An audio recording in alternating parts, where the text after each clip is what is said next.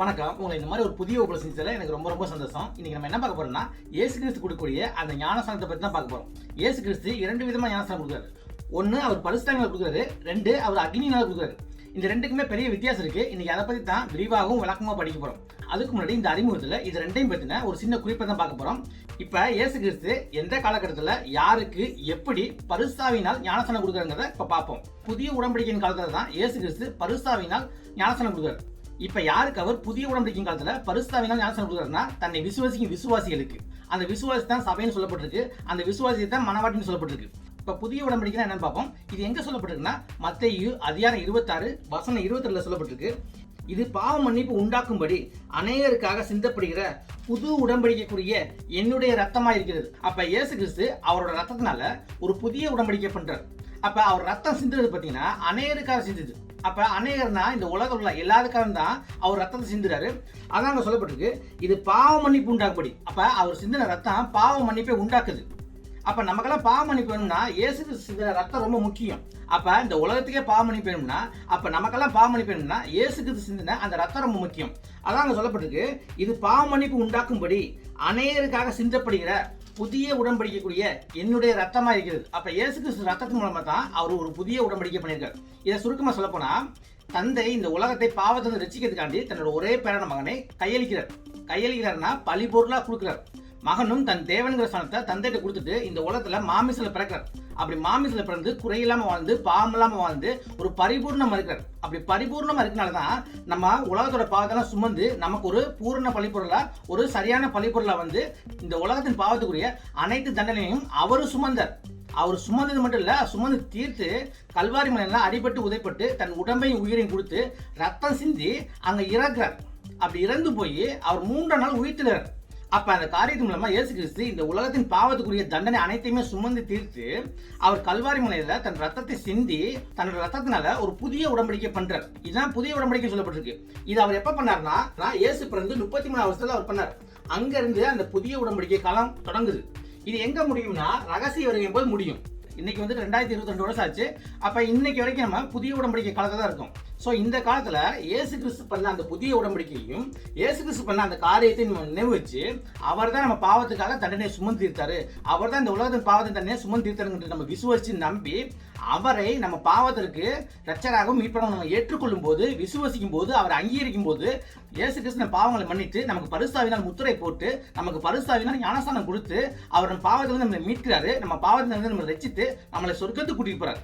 ஏன்னா இயேசு கிறிஸ்துவால் நம்ம பாவங்கள் மன்னிக்கப்படும் போது நம்ம பாவத்திலிருந்து மீட்கப்படுறோம். அப்படி பாவத்திலிருந்து மீட்கப்பட்டோம்னா பாவத்தின் தண்டனையிலிருந்து நம்ம ரட்சிக்கப்படுறோம். பாவத்தின் தண்டனையிலிருந்து நம்ம ரட்சிக்கப்பட்டோம்னா நம்ம பரலோகம் போக முடியும். பரலோகம்னா சொர்க்கம். அப்ப சொர்க்கம் தான் தேவன் இருக்க இடம், தேவன் இருக்க இடம் தான் பாவம் இல்லாத இடம். சோ அந்த இடத்துக்கு நம்ம பாவம் இல்லாம தேவன்கிட்ட மன்னிப்பை பெற்று பரிசுத்தாவினால் ஞானஸ்நானத்தை பெற்று பரலோகம் போக முடியும். இதுதான் வந்துட்டு பரிசுத்தாவினால் ஞானஸ்நானம் பெறுறது. சோ இந்த மாதிரி முறையில தான் தேவனாய் இயேசு கிறிஸ்து இந்த புதிய உடன்படிக்கையின் காலத்துல அவர் பரிசுத்தாவினால் ஞானஸ்நானம் கொடுக்கிறாரு. தன்னை விசுவாசித்தவர்களுக்கு, தன்னை அங்கீகரித்தவர்களுக்கு, தான் செய்த புதிய உடன்படிக்கையை நம்பி அதை ஏற்றுக்கொண்டு அதன்படி பாவமன்னிப்பு பெற்றவங்களுக்கு தான் அவர் பரிசுத்தாவினால் ஞானஸ்நானம் கொடுக்கிறார். இப்படித்தான் பரிசுத்தாவினால ஞானஸ்நானம் வாங்கிக்க முடியும் இயேசு கிறிஸ்துட்ட. இப்ப 2வது சொல்லப்பட்டிருக்கு அக்னியில் ஞானஸ்நானம். இப்ப இயேசு கிறிஸ்து யாருக்கு அக்னியில் ஞானஸ்நானம் கொடுக்கிறாருன்னா, தன்னை விசுவாசிக்காதவங்க, தன்னை நம்பாதவங்க, தன்னை ஏற்றுக்கொள்ளாதவங்க, தன்னை அங்கீகரிக்காதவங்க, தன் பாவத்தை உணராதவங்க, தன்னை பாவம் என்று எண்ணாதவங்க, அதே சமயத்துல தன் பாவத்திற்கும் தன் பாவத்திலிருந்து மீட்பதற்கும் தன் பாவத்திலிருந்து ரசிப்பதற்கும் தான் செய்த காரியமான புண்ணியம் உதவி நன்மைகளை நம்பினவங்க, அதே மாதிரி தான் கடைபிடித்த முறைமையான சட்ட சம்பிரதாயத்தை நம்பினவங்க. ஏன்னா நம்மளோட பாவத்தை நாம் செய்த புண்ணியமோ நன்மைகளோ உதவிகளோ மன்னிக்காது. அதே சமயத்துல நம்மளோட பாவத்தை நம்ம கடைபிடித்த முறைமைகளோ சட்டங்களோ சம்பிரதாயங்களோ மன்னிக்காது. நம்ம பாவத்தை மன்னிக்கணும்னா இயேசு கிறிஸ்து பண்ண அந்த புதிய உடன்படிக்கையாகி அவர் ரத்தத்தினால தான் முடியும், வேற எதனாலே முடியாது. அப்படிங்கிறத நம்பிடுங்க. அதனால அவரை நம்பிடுங்க. பாவ மன்னிப்புக்கும் மீட்புக்கும் ரட்சிப்புக்கும் அவரை நம்பிடுங்க, அவரோட ரத்தத்தை நம்பிடுங்க, அவர் செய்த புதிய உடன்படிக்கை நம்பிடுங்க. அதான் உங்களுக்கு நான் சொல்ல வரேன். இதுதான் வந்துட்டு ஒரு சின்ன விளக்கம். இப்ப இதை நம்ம வேத வசனத்தோட பார்ப்போம். இப்ப நம்ம இதை பத்தி தான் படிக்க போறோம். இந்த கிளாஸ் ரொம்ப இன்ட்ரெஸ்டிங்கா இருக்கும். இந்த கிளாஸ்ல போவோமா? நீங்க ரெடியா இருக்கீங்களா? இப்ப போவோம்.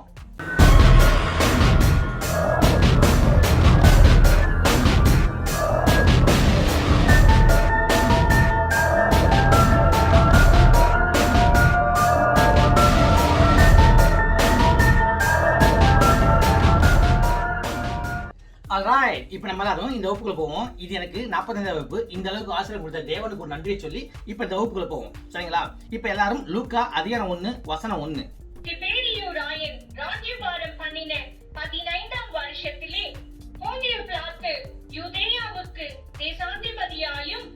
ஏரோது காற்பங்கு தேசமாகிய கலிலேயாவுக்கு அதிபதியாயும் அவன் சகோதரனாகிய பிலிப்பு காற்பங்கு தேசமாகிய இத்துரேயாவுக்கும் திராக்கோனித்தி நாட்டிற்கும் அதிபதியாயும் லிசானியா காற்பங்கு தேசமாகிய அபிலேனுக்கு அதிபதியாயும் அன்னாவும் காய்பாவும் பிரதான ஆசாரியராயும் இருந்த காலத்தில் வனாந்திரத்திலே சகரியாவின் குமாரனாகிய யோவானுக்கு தேவனுடைய வார்த்தை உண்டாயிற்று.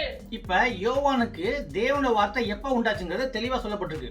எப்ப உண்டாச்சுன்னா திபேரியராயன் அவர் அரசரா இருந்து 15 வருஷம் முடிஞ்சதுக்கு அப்புறம் தான் யோவானுக்கு தேவனுடைய வார்த்தை உண்டாச்சு. இப்ப லூக்கா எழுதும்போது அந்த காலகட்டத்தில் வரலாற்றுல என்ன நடந்துச்சு, அந்த காலகட்டத்தில் யார் யார் மன்னரா இருந்தாங்க, யார் மாமன்னரா இருந்தாங்க, யார் பேரரசா இருந்தாங்க, யார் சிற்றரசா இருந்தாங்க அப்படிங்கிற பேர்லாம் தெளிவா போட்டிருக்காரு. எந்த இடத்த யார் ஆண்டுகிட்டு இருந்தாங்க. இப்ப இந்த அதிகாரத்தில் சொல்லப்பட்ட காலகட்டம் பாத்தீங்கன்னா இயேசு கிறிஸ்து பிறந்து 29 வருஷம் ஆச்சு. இதை எப்படி நம்ம கணக்கிடலாம்னா திபேரியராயன் என்ற அந்த அரசனை வச்சு கணக்கிடலாம். இவர் பாத்தீங்கன்னா ரோம பேரரசர். இப்ப இந்த திபேரியராயன் எப்ப பிறந்தாருன்னா இயேசு பிறக்கிறதுக்கு 42 வருஷம் முன்னாடி பிறந்தார். அப்படின்னா கிமு 42. எப்ப இறந்து போனாருன்னா கிபி 37. அப்ப இவரு எவ்வளவு வருஷம் வாழ்ந்தாருன்னா 79 வருஷம் வாழ்ந்திருக்காரு. 79 வருஷம் வாழும்போது இவர் எப்ப மன்னர் ஆனார் அப்படின்னு பார்க்கும்போது பாத்தீங்கன்னா உலக வரலாற்றின்படி திபேரியராயன் எப்ப அரசனானார்னா கிபி 14 ஆனார். அப்படி பார்க்கும்போது இங்க சொல்லப்பட்டிருக்கு திபேரியராயன் ராஜபாரம் பண்ணின 15ஆம் வருஷத்துல, அப்படின்னா 14 தான் அவர் ஆட்சிக்கு வந்தாரு. அப்ப அவர் 15 வருஷம் ஆண்டுகிட்டு இருந்த காலத்துல அப்படின்னா அப்ப 14 + 15 பார்க்கும்போது 29 வருது. அப்ப நம்ம வரலாறு எவ்வளவு துல்லியமா இருக்கு பாருங்க. இயேசு பிறந்ததுக்கு அப்புறம் 29ஆம் வருஷத்துல தான் அந்த யோவானுக்கு அந்த வார்த்தை வந்துச்சு, தேவனோட வார்த்தை.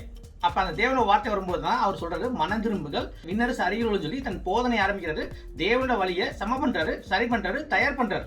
இதான் அங்க சொல்லப்பட்டிருக்க விஷயம். இப்ப திரும்ப இந்த வசனத்தை பார்ப்போம். திபேரியராயன் ராஜ்யபாரம் பண்ணின 15ஆம் வருஷத்திலே, இப்ப திபேரியராயன் மன்னராகி 15 வருஷம் ஆச்சு. அப்ப அந்த 15ஆவது வருஷத்துல போந்திய பிலாத்து யூதேயாவுக்கு தேசாதிபதியாயும் ஏரோது காற்பங்கு தேசமாகிய கலிலேயாவுக்கு அதிபதியாயும் அவன் சகோதரனாகிய பிலிப்பு காற்பங்கு தேசமாகிய இத்துரேயாவுக்கும் திராக்கோனித்தி நாட்டிற்கும் அதிபதியாயும் லிசானியா காற்பங்கு தேசமாகிய அபிலேனுக்கு அதிபதியாயும் அன்னாவும் காய்பாவும் பிரதான ஆசாரியராயும் இருந்த காலத்தில் வனாந்திரத்திலே சகரியாவின் குமாரனாகிய யோவானுக்கு தேவனுடைய வார்த்தை உண்டாயிற்று. அந்த காலத்துல யூத தேசத்தை ரோமர்கள் தான் ஆண்டு வந்தாங்க. அப்படி ஆண்டு வரும்போது அங்க பேரரசு யார் பாத்தீங்கன்னா திபேரியராயன்.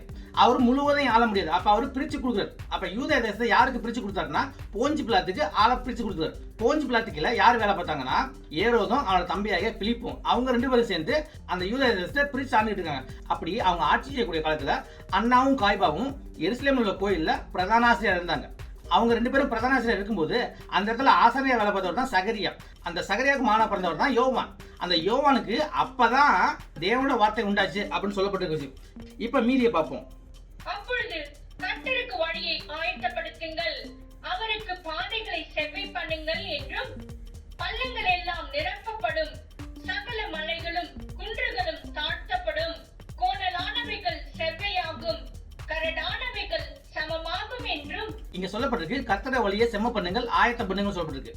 அப்படின்னா யோவான் ரோடு போட வரல. யோவான் எருசலேம்ல ரோடு போட வந்தாரு அப்படின்னு நினைச்சுக்காதீங்க. அவர் அதுக்கு வரல. ஏன்னா அவர் யாரோட வழியை சமம் பண்ணாருன்னா இயேசு கிறிஸ்து. இயேசு கிறிஸ்து எதுக்கு வந்தார்னா இந்த உலகத்தின் பாவத்தை சுமந்திருக்க வந்தார், பாவிகளை மன்னிக்க வந்தார். அப்ப யோவானோட ஒரு குறிக்கோள் என்னன்னா எல்லா பேர்த்தையுமே அவங்கள பாவின்னு உணர வைக்கணும். அவங்கள பாவின்னு உணர வச்சு அவங்கள மனம் திரும்ப வைக்கணும். அப்ப அதுக்காக தான் யோவான் ஞானஸ்தானங்கிற ஒரு முறைமை கொண்டு வராரு. அந்த ஞானஸ்தானம் தண்ணியில கொடுக்குறாரு, ஜலத்துல கொடுக்குறாரு. அப்படின்னா அது மனம் திரும்புதலுக்கு ஏற்ற ஞானஸ்தானம், பாவமன்னிப்பு இல்ல. பாவமன்னிப்புங்கிறது மனுஷன் கொடுக்க முடியாது அப்படிங்கிறது யோவானுக்கு தெரியும். அதான் ஒரு மனம் திரும்புதலுக்கு ஏற்ற ஜலத்திலாம் ஞானஸ்தானம் கொடுக்க வந்தார். ஆனா பாவமன்னிப்பு யாரால கொடுக்க முடியும்? தேவனால கொடுக்க முடியும். அவர் தான் இயேசு கிறிஸ்து. அவர் தான் மாமிசமா வந்திருக்காரு. அப்படி மாமிசம் வரும்போது அவர் தான் பாவமன்னிப்பு கொடுக்க முடியும் அப்படிங்கிறது யோவானுக்கு தெரியும். அதனால தான் யோவான் வெறும் ஜலத்தினால மனம் திரும்புவதற்கு ஏற்ற ஒரு ஞானஸ்தானம் கொடுத்தாரு. எல்லா வேலையுமே நீங்க பாவி என்று உணர்ந்துருங்க அப்படின்னு சொல்லிட்டு வேத வசனத்தை எடுத்து வைக்கிறார். இப்ப அடுத்து பார்ப்போம். மாம்சமான யாவரும் தேவனுடைய ரட்சிப்பை காண்பார்கள் என்றும் இங்க சொல்லப்பட்டிருக்கு. மாமிசமான யாவரும் அப்படின்னா இந்த உலகத்தை நம்ம பிறக்கும்போது மாமிசத்துல தான் பிறக்கிறோம். ஏன்னா நம்மள்ட்ட உள்ள இருக்க ஆவி இறந்து போயிருக்கு. ஜென்ம பாவத்துல பிறந்தனால உள்ளுக்குள்ள இருக்க ஆவி இறந்து போயிருக்கு. நம்ம வெறும் மாமிசத்துல தான் பிறக்கிறோம். அப்ப நம்ம ஆவியை பெற்றுக்கொள்ளணும். அப்ப ஆவியை பெற்றுக்கொள்ளணும்னா தேவனா இயேசு கிறிஸ்துவை மீட்பரா வச்சு ஏற்றுக்கொள்ளும் போது அவர் பரிசுத்தாவியை கொடுத்து நமக்கு ஆவியை கொடுக்குறாரு. அப்படி ஆவியை பெற்றுக்கொள்றது தான் ஆவியில பிறக்கிறது. அதான் மறுபடியும் பிறக்கிறது. அதான் 2வது பிறக்கிறது. அப்படி மறுபடி பண்ணா தான் நீ தேவன ராஜ்யத்தை பார்க்க முடியும்னு சொல்லிட்டு யூதனாகிய பரிசேயனாகிய நிக்கோதேமுக்கு யோவான் அதிகாரம் 3ல இயேசு கிறிஸ்து சொல்லியிருப்பார். இதான் அங்க சொல்லப்பட்டிருக்க விஷயம். அப்ப இங்க யோவான் என்ன சொல்றாருன்னா, மாமிசமான யாவரும் தேவனுடைய ரட்சிப்பை காண்பார்கள் என்று. அப்ப மாமிசமா பிறந்த நம்ம எல்லாத்துக்கும் தேவனுடைய ரட்சிப்பு இருக்கு. எப்ப இருக்குன்னா, அவர் செய்த அந்த புதிய உடன்படிக்கை நீ ஏற்றுக்கொண்டு அவரை விசுவசிக்கும் போது, அவர் அங்கீகரிக்கும் போது உனக்கு ரட்சிப்பு இருக்கு. அப்ப இதுதான் அங்க சொல்லப்பட்டிருக்க விஷயம். ரட்சிப்பை பத்தி சொல்லப்பட்டிருக்க விஷயம். அப்ப ரட்சிப்பு உனக்கு வேணும்னா முதல்ல நீ பாவி என்று உணர்ந்துரு. பாவி என்று உணர்ந்திருந்தா தான் உனக்கு தேவனோட தேவை புரியும், தேவனோட வந்துட்டு கருணை புரியும், இரக்கம் புரியும். இல்லைன்னா புரியாது. பாவி என்று நீ உணரலைன்னா உனக்கு தேவனோட வார்த்தையே புரியாது. அப்ப பாவி என்று உணரலைன்னா நீ எப்படி பாவ மன்னிப்புக்கு போக மாட்ட. பாவி என்று உணருங்கிறார். அதாங்க சொல்லப்பட்டிருக்க விஷயம். இப்ப அடுத்து, வனாந்திரத்திலே கூப்பிடுகிறவனுடைய சத்தம் உண்டாகும் என்று ஏசாயா தீர்க்கதரிசியின் ஆகமத்தில் எழுதியிருக்கிற பிரகாரம். இப்ப யோவான் இந்த மாதிரி வனாந்தரத்தின் சத்தமா இருக்கிறார் அப்படின்னு சொல்லி எங்க குறிப்பிடப்பட்டிருக்குன்னா, ஏசாயா தீர்க்கதரிசி அதிகாரம் 40 வசனம் 1ல இருந்து 9க்குள்ள சொல்லப்பட்டிருக்க விஷயம். யோவான் இந்த மாதிரி தேவனோட வழியை செம்ம பண்ணுவார் அப்படின்னு சொல்லிட்டு ஏற்கனவே ஏசாயா தீர்க்கதரிசி கிமு 700ல சொல்லியிருக்காரு. யோவான் பிறக்கிறதுக்கு 700 வருஷத்துக்கு முன்னாடியே இது எழுதப்பட்டிருக்கு. யோவான் பிறக்கிறதுக்கு 700 வருஷத்துக்கு முன்னாடியே இது தீர்க்க தரிசனமா ஏசாயா தீர்க்கதரிசி மூலம் எழுதப்பட்டிருக்கு. அதான் இங்க குறிப்பிடப்பட்டிருக்கு. அப்ப தேவன் இதை ஏற்கனவே சொல்லி இருக்கிறார். ஏசாயா தீர்க்கதரிசியின் ஆகமத்தில் எழுதியிருக்கிற பிரகாரம் அவன் யோர்தான் நதிக்கு அருகான தேசமெங்கும் போய் பாவ மன்னிப்புக்கென்று மனம் திரும்புதலுக்கேற்ற ஞான ஸ்நானத்தை குறித்து பிரசங்கித்தான். இப்ப யோவான் வந்துட்டு பாவ மன்னிப்புக்கென்று மனம் திரும்புதலுக்கு ஏற்ற யோவான் யூத மக்கள்கிட்ட போய் எப்படி பிரசங்கம் பண்ணாருன்னா, மனம் திரும்புங்கள் விண்ணரசு அருகில் உள்ளன்னு சொல்லி பிரசங்கம் பண்ணாரு. அப்படின்னா என்ன அர்த்தம்னா, நீங்க எல்லாம் பாவியா இருக்கீங்க, நம்ம வந்துட்டு பரலோகம் போகக்கூடிய நேரம் வந்திருக்கு, அப்படின்னா நீங்க பாவத்தை உணருங்க, பாவத்தை உணர்ந்தா தான் உங்களுக்கு பாவ மன்னிப்பு அப்படின்னு சொல்லி இவர் மனம் திரும்புதலுக்கு ஏற்ற அந்த ஞானசாந்தி கொடுத்து யூத மக்களுக்கு பிரச்சாரம் பண்ணி மனம் திரும்புதலுக்கு ஏற்ற ஜலத்தினால் ஞானசாந்தி கொடுத்து வந்தார். அதாங்க சொல்லப்பட்ட விஷயம். அந்த மாதிரி அவர் கொடுத்துட்டு இருக்கும்போது என்ன நடக்குங்கிறத பார்ப்போம். அவன் தன்னிடத்தில் ஞானஸ்நானம் பெறும்படிக்கு புறப்பட்டு வந்த திரளான ஜனங்களை நோக்கி, விரியன் பாம்பு குட்டிகளே, வரும் கோபத்துக்கு தப்பித்துக் கொள்ள உங்களுக்கு வகை காட்டினவன் யார்? இப்ப இங்க ஏன் இவர் இப்படி சொன்னார்னா, ஞானஸ்தானம் எடுக்க வரணும்னா முதல்ல ஒருத்தன் தன்னை பாவி என்று ஒத்துக்கொண்டு பாவி என்று உணர்ந்து பாவத்தை அறிக்கிட்டு வரணும். ஆனா அந்த கூட்டத்துல பாத்தீங்கன்னா பரிசேயர்களும் வர்றாங்க. பரிசேயர்கள் தன்னை பாவி என்று உணரவில்லை, பரிசேயர்கள் தன்னை பாவி என்று ஒத்துக்கொள்ளவும் இல்லை, தன் பாவத்தை உணரவும் இல்லை. அவங்க எல்லாம் வரும்போது தான் அவர் இந்த மாதிரி சொல்றாரு. அப்ப பாவத்தை உணர்ந்தவங்க தான் அவர் வந்துட்டு ஜலத்தினால் மனம் திரும்புவதற்கு ஏற்ற ஞானஸ்நானம் கொடுக்க விரும்புறாரு. ஆனா பாவத்தை உணராமல் தன்னை பாவி என்று எண்ணாமல் பரிசேயர் வர்றாங்க. அப்படி வரும்போது அவங்கள பார்த்து இவர் என்ன சொன்னார்னா, விரியம்பம்பு குட்டிகளே, வரப்போகும் கோபத்துக்கு தப்பித்துக் கொள்ள உங்களுக்கு வகை காட்டியவன் யார்? அப்படின்னா என்ன அர்த்தம்னா, நீங்க பாவத்தை உணரலைன்னா உங்களுக்கு எப்படி பாவ மன்னிப்பு கிடைக்கும்? அப்ப நீங்க பாவத்தை உணராம இருக்கும்போது உங்க பாவங்கள் மன்னிக்கப்படாது. பாவத்தை உணர்ந்து தேவன்ட பாவ மன்னிப்பு கேட்டதான் பாவ மன்னிப்பு. நீ பாவத்தை உணரலைன்னா உன் பாவம் மன்னிக்கப்படாது. உன் பாவம் மன்னிக்கப்படலைன்னா உனக்கு தண்டனை உண்டு. அப்பதான் வரப்போகும் கோபம். அதான் வரப்போகும் கோபம். அப்ப பாவத்தை உணர்ந்துருங்க. பாவத்தை உணராம இந்த பக்கம் வராதீங்க. உன்னை நல்லவன்னு சொல்லிட்டு இங்க வராத ஞானஸ்நானம் எடுக்க. நீ பாவம் என்று உணர்ந்து உன் பாவத்தை அடக்கிட்டு இங்க வா அப்படின்னு சொல்லி அவர் அங்க கோபமா பேசுறாரு. ஏன்னா யோவான் ஞானஸ்நானம் பிறக்கும் போதே பரிசுத்தாவியால் நிரப்பப்பட்டு பிறந்தவர். அப்படி பரிசுத்தாவியால் நிரப்பப்பட்டு பிறந்த யோவான் பயமே இல்லாம, அது பரிசேயரா இருந்தாலும் சரி, வேதபாரகரா இருந்தாலும் சரி, மன்னனான ஏரோதா இருந்தாலும் சரி, அவங்க தவறு பண்ணும்போது அதை சுட்டி காமிக்கிறார். ஏன்னா யோவான் பரிசுத்தாவியால் நடந்திருக்கனால, பரிசுத்தாவியோட பிறந்தனால அவருக்கு பயமே இல்லை. எல்லாத்துட்டையும் வந்துட்டு தைரியமா வந்துட்டு தேவன வார்த்தை பேசுறாரு, தைரியமா பேசுறாரு. இப்ப அடுத்து, மனம் திரும்புதலுக்கு ஏற்ற கனிகளை கொடுங்கள், ஆபிரகாம் எங்களுக்கு தகப்பன் என்று உங்களுக்குள்ளே சொல்லத் தொடங்காதிருங்கள். அந்த காலத்துல யூதனுக்கு ஒரு பழக்கம் இருந்துச்சு. அவங்க எல்லாம் என்ன சொல்லிட்டு இருந்தாங்கன்னா, நாங்கெல்லாம் வந்துட்டு அபிராமோட வம்சம், அபிராமோட பேர குழந்தைங்க, அபிராம கடவுள் தேர்ந்தெடுத்தாரு, எங்களையும் அவர் தேர்ந்தெடுத்திருக்காரு அப்படிங்கிற ஒரு கருவு இருந்துச்சு, அப்படிங்கிற ஒரு மண்டக்கணம் இருந்துச்சு. இதனால தான் பழைய ஏற்பாட்டுல யூதனை பார்த்து தேவன் சொல்லிப்பாரு, நீங்க எல்லாம் வணங்கா கழுத்துள்ளவர்கள் சொல்லிப்பாரு. அப்படின்னா அவங்களுக்கு மண்டக்கணம் அதிகம். எங்களை கடவுள் தேர்ந்தெடுத்திருக்காரு, நாங்க தான் வந்துட்டு அந்த இனம், எங்களை தான் தேர்ந்தெடுத்தாரு, எங்க வம்சத்தை தான் அவர் தேர்ந்தெடுத்திருக்காரு அப்படிங்கிற ஒரு மண்டக்கணம் அவங்களுக்கு இருந்துச்சு. அபிராமோட வம்சத்தை பிறந்தா உங்களுக்கு மீட்பு ரட்சிப்பும் பாவ மன்னிப்பு இருக்குன்னு சொல்லி நினைக்காதீங்க. உங்களுக்கு வந்து சொர்க்கத்துக்கு போகணும்னு நினைக்காதீங்க, தேவனோட பிள்ளையாகும்னு நினைக்காதீங்க. அது முக்கியம் கிடையாது. நீ பாவி என்று உணர்ந்தா தான் உனக்கு பாவ மன்னிப்பு உண்டு. அப்ப நீ பாவி என்று உணர்ந்துரு, அப்பதான் உனக்கு வந்து பாவ மன்னிப்பு. நீ அபிராமோட வம்சத்துல பண்ணிருந்தா உனக்கு பாவ மன்னிப்பு கிடையாது அப்படின்னு சொல்லிட்டு அவர் சொல்றாரு. நீ கடவுளை தேர்ந்தெடுக்கப்பட்ட வம்சத்துல இருந்தாலும் சரி, இல்ல நீ அபிராமோட வம்சொலியில் வந்திருந்தாலும் சரி, இல்ல நீ அபிராமோட பேர குழந்தை இருந்தாலும் சரி, நீ பாவி என்று உணர்ந்துரு, மனம் திரும்பிரு, தேவனை நம்பிரு அப்படின்னு சொல்லிட்டு இருக்காரு. ஆனா நீங்களாம் வந்துட்டு அந்த வம்சத்துல பிறந்தாலே எனக்கு மீட்பு உண்டு, ரட்சிப்பு உண்டு, நான் சொர்க்கம் போயிருவோம் அப்படின்னு நினைச்சிட்டு இருக்காதீங்க அப்படிங்கறத தெளிவா சொல்ல வராரு. அதே மாதிரி தான் நீங்க நம்மலாம் கிறிஸ்துவ குடும்பத்தை பார்த்துருக்கோம். வாரம் கோயிலுக்கு போறோம், நம்ம இத்தனை பேருக்கு உதவி செய்யறோம், அதனால நம்ம வந்து சொர்க்கத்துக்கு போயிடுவோம், கடவுள் நம்மளை மன்னிச்சிருவாரு அப்படின்னு நினைச்சிட்டு இருக்கோம். அது கிடையாது. நம்ம பாவி என்று உணர்ந்து இயேசு பண்ண புதிய உடன்படிக்கை நம்ம ஏற்றுக்கொள்ளும் போது, அதை அங்கீகரிக்கும் போது, அதன்படி பாவமன்னிப்பு கேட்கும் போது தான் நமக்கு பாவமன்னிப்பு கிடைக்கும். அதான் அவர் சொல்லிட்டு இருக்காங்க. அப்ப அந்த மாதிரி சொல்லி அவங்கள சரிப்படுத்துறாரு. டேய் நீங்களா முழிச்சுக்குங்க அப்படின்னு சொல்லி சரிப்படுத்துறாரு. அபிராமுக்கு வம்சா பிறந்ததுல புண்ணியம் இல்ல, நீ பாவி என்று உணர்ந்ததான் உனக்கு வந்துட்டு பாவமன்னிப்பு அப்படிங்கறத சொல்லிட்டு இருக்காரு. இப்ப அடுத்து, தேவன் இந்த கல்லுகளினாலே ஆபிரகாமுக்கு பிள்ளைகளை உண்டு பண்ண வல்லவராய் இருக்கிறார் என்று உங்களுக்கு சொல்லுகிறேன். அப்ப ஒரு கல் எடுத்து இந்த கல் மூலமா கூட தேவன் வந்துட்டு அபிராமுக்கு வம்சவழி ஏற்படுத்த முடியும். நீங்க தான் அதை நினைச்சிட்டு இருக்காதீங்க. அப்ப உங்களை எல்லாம் நீங்க பாவி என்று எண்ணி உங்க பாவத்தை உணர்ந்து தேவனுடைய இரக்கத்தையும் கிருபையும் நாடி நில்லுங்க, தேவனை நம்பி நில்லுங்க. தேவனுடைய கிருபையும் இரக்கமும் உங்களுக்கு தேவை என்று உணர்ந்துருங்க அப்படின்னு சொல்லி அவர் சொல்ல வர்றாரு. இப்ப அடுத்து, இப்பொழுதே கோடாரியானது மரங்களின் வேர் அருகே வைத்திருக்கிறது. ஆகையால் நல்ல கனி கொடாத மரம் எல்லாம் வெட்டுண்டு அக்கினியிலே போடப்படும் என்றான். இப்ப இங்க 3 விஷயம் முக்கியமா பார்க்கணும். ஒண்ணு பாத்தீங்கன்னா கோடாரி சொல்லப்பட்டிருக்கு. கோடாரினா நியாய தீர்ப்புக்கு சொல்லப்பட்ட விஷயம். கோடாரினா நியாய தீர்ப்பு, நியாய விசாரிப்பு, நியாய தீர்ப்பு, தண்டனை கூட சொல்லலாம். சரிங்களா? இப்ப அடுத்து வேர்கள் அருகே வைக்கப்பட்டிருக்கு. அப்பனா ஒரு மரம் இருந்துச்சுன்னா அந்த மரத்தோட வேருக்கு பக்கத்துல வைக்கப்பட்டிருக்கு. அப்ப அந்த கோடாரியோட வேலை என்னன்னா, அந்த மரம் வந்துட்டு நல்ல கனியை கொடுக்கலன்னா அந்த கோடாரி வெட்டும். அந்த மரத்தை வெட்டி நல்ல கனி கொடுக்காத மரத்தை தீயில போடும். அதாங்க சொல்லப்பட்ட விஷயம். தீயினா நரகம். அப்ப நல்ல கனிங்கிறது என்ன சொல்லப்படுதுன்னா, ஒருத்தன் தன்னை பாவி என்று உணர்ந்திருந்தானா அவன் நல்ல கனி உள்ள மரம். ஒருத்தன் தன்னை பாவி என்று உணராம இருந்தானா அது கெட்ட கனி உள்ள மரம். அதாங்க சொல்லப்பட்ட விஷயம். அப்ப யோவான், நீங்க உனக்கு பாவி என்று உணர்ந்து நீங்க வந்து தேவன் பாவமன்னிப்பு நாடுங்க, அப்பதான் நீங்க நல்ல கனி உள்ள மரம். ஏன்னா தேவன் பாவத்தை மன்னிக்க வராரு. தேவன் பாவத்தை மன்னிக்க வராரு. அப்ப நீங்க பாவி என்று உணர்ந்துருங்க, தயாருங்க அப்படின்னு சொல்லிட்டு, அப்படி பாவி என்று நீங்க உணர்ந்துதான் நீங்க பாவி என்று உணர்ந்தும் உங்கள் பாவத்தை மன்னிக்க, உங்கள் பாவத்திலிருந்து போக்க தேவனுடைய கிருபையும் தேவனுடைய இரக்கமும் தேவை என்று நீங்க உணர்ந்துருங்க. அப்பதான் நீங்க நல்ல கனியை கொடுக்குற மரம். அப்ப தேவன் வரும்போது தேவன் நீங்க மன்னிப்பு கேட்டீங்கன்னா தேவன் உங்களை பாவத்தை மன்னித்து உங்களுக்கு வந்துட்டு நல்ல கனி உள்ள மரமா மாத்துறாரு. ஆனா நீங்க வந்து உங்களுக்கு பாவி என்று உணரவில்லைன்னா நீங்க வந்துட்டு பாவமன்னிப்பு கேட்க மாட்டீங்க. அப்படி பாவமன்னிப்பு கேட்கலன்னா உங்கள் பாவங்கள் மன்னிக்கப்படாது. உங்கள் பாவங்கள் மன்னிக்கப்படலைன்னா தேவன் வந்துட்டு உங்களுக்கு நியாயம் விசாரிப்பாரு. நியாயம் விசாரிக்கும் போது உங்களுக்கு பாவம் காணப்படும். அப்படி பாவம் இருந்துச்சுன்னா தேவன் தண்டனை கொடுக்குறாரு. அந்த தண்டனை தான் கோடாரியால உங்க மரம் வெட்டப்பட்டு அது தீயில போடப்படும் சொல்லி தெளிவா சொல்லப்பட்டிருக்க விஷயம். அப்ப மனம் திரும்பினா தான் நீங்க நல்ல கனியை கொடுக்க முடியும். அப்ப உங்களை பாவின் உணர்வை தான் நீங்க நல்ல கனியை கொடுக்கக்கூடிய மரம் சொல்லப்பட்டிருக்க விஷயம். அதான் இங்க சொல்லப்பட்டிருக்கு. இது முதல் உண்மை. இதே இடத்துல இன்னொரு உண்மை இருக்கு, அதையும் பார்ப்போம். அப்பொழுது ஜனங்கள் அவனை நோக்கி, அப்படியானால் நாங்கள் என்ன செய்ய வேண்டும் என்று கேட்டார்கள். அவர்களுக்கு அவன் பிரதியுத்தரமாக, 2 அங்கிகளை உடையவன் இல்லாதவனுக்கு கொடுக்க கடவன், ஆகாரத்தை உடையவனும் அப்படியே செய்ய கடவன் என்றான். சோ இந்த மாதிரி வந்துட்டு அவர் ஊமையில போதிக்கும் போது அப்ப கேக்குறாங்க, அப்பனா நாங்க என்ன பண்ணோம் அப்படி கேட்கும்போது வந்துட்டு இவர் 2 கட்டளை ஒரு கட்டளை சொல்றாரு. உன்னை நேசிப்பது போல உன்னை அயலாய் நேசி அப்படிங்கிற கட்டளைக்கு உதாரணமா அவர் விளக்கம் சொன்ன விஷயம் பாத்தீங்கன்னா, உன்கிட்ட 2 ஆர்டர் இருந்துச்சுன்னா இல்லாதவனுக்கு உன்னை கொடு.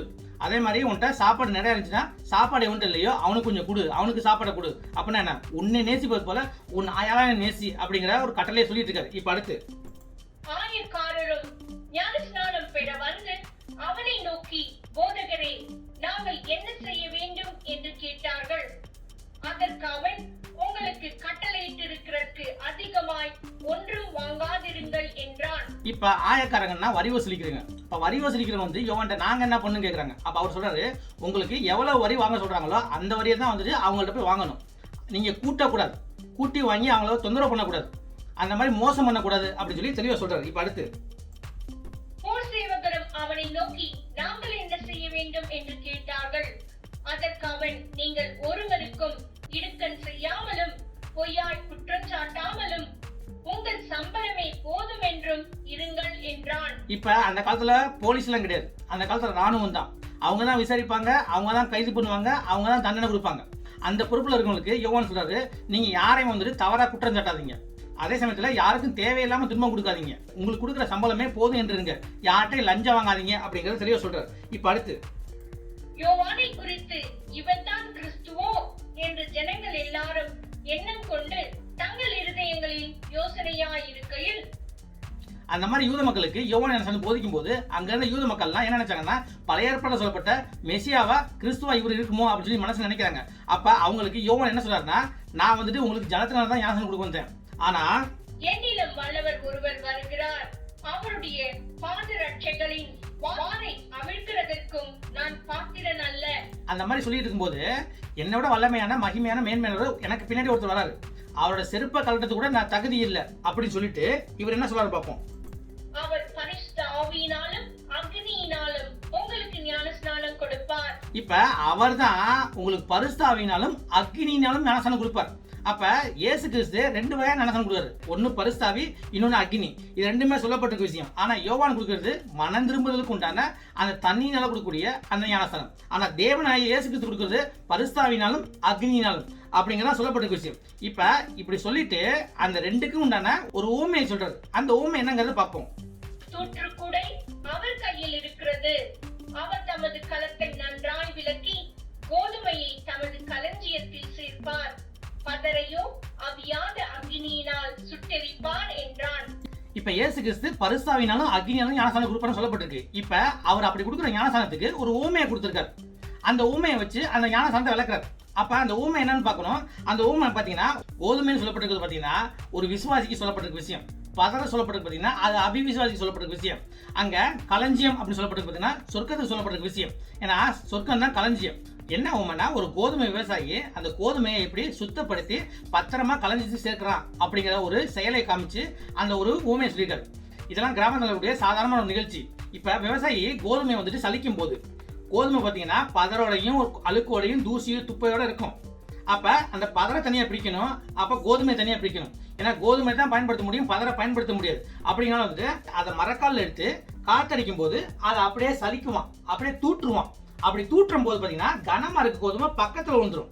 ஏன்னா காத்தடிக்கும் போது கனமா இருக்க கோதுமை பக்கத்தில் விழும். ஆனா அந்த கோதுமையில மிக்ஸ் ஆகிருக்க கோதுமையில அந்த கலந்துருக்க அந்த பதரை வந்து பார்த்தீங்கன்னா காத்துல அப்படியே கொஞ்சம் தூரம் போய் விழுவும். அப்ப கனமா இருக்க அந்த கோதுமையில பக்கத்துல விழுவும், கனமே இல்லாம லேசா இருக்க பதரெல்லாம் அந்த காத்துல அடிச்சுட்டு போய் அங்க தள்ளி விழுவும். அப்ப கோதுமை வந்துட்டு பதர்ல இருந்து பிரிக்கப்படுது. அது மாதிரிதான் தேவனும் பிரிக்கிறார். யாரை பிரிக்கிறாருங்கிறத பார்ப்போம். இந்த ஊமையை வச்சுதான் தேவன் கொடுக்கக்கூடிய அந்த ஞானஸ்நானத்துக்கு அவர் ஒரு விளக்கத்தை கொடுக்குறாரு. இந்த ஒரு ஊமையை வச்சுதான் தேவன் கொடுக்குற ஞானஸ்நானமான பரிசுத்தாவி அக்னி இது ரெண்டுக்குள்ள ஒரு வித்தியாசத்தையே விளக்குறார்.